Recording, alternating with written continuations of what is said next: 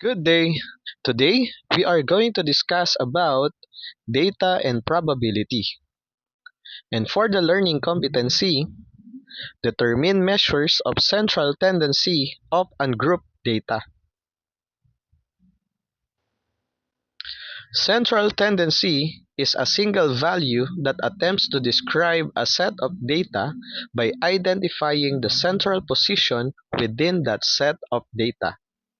Pag sinabi nating central tendency, ito yung magdi-describe or mag-i-interpret sa ating set of data.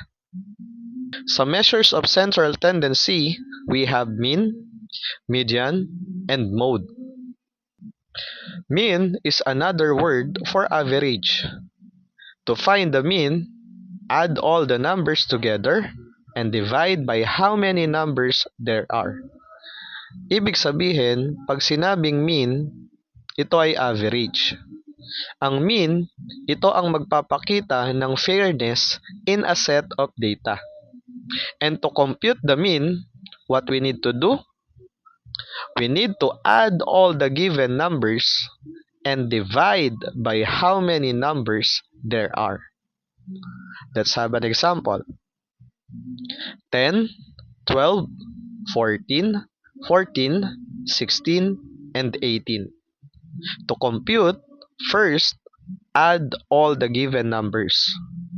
10 plus 12 plus 14 plus 14 plus 16 plus 18 is equal to 84.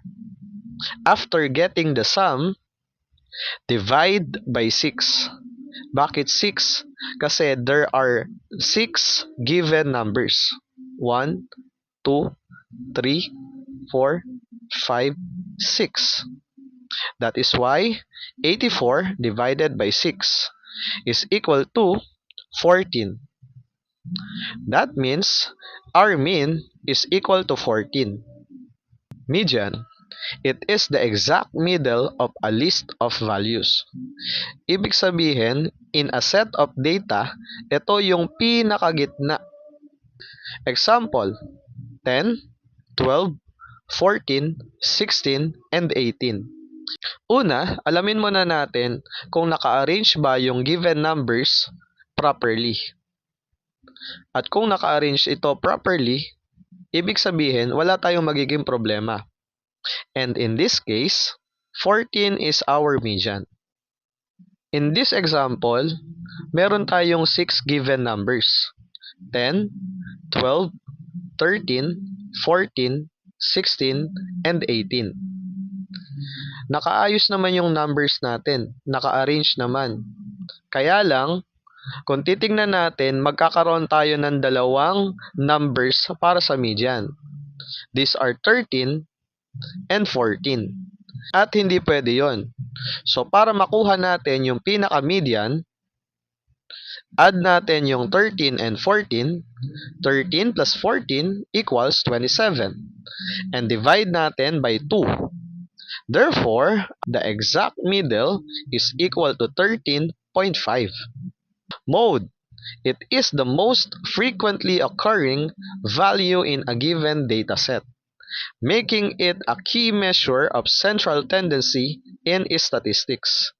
So, ibig sabihin, ito naman yung nagpapakita ng pinakamaraming beses sa ating data. Example, 10, 12, 12, 13, 13, 13, 14, 16, 18. In our example, dahil ang 13 ang may pinakamaraming beses inulit, ibig sabihin, our mode is equal to 13. That's all for today about measures of central tendency, and I hope you learned something today. Thank you so much!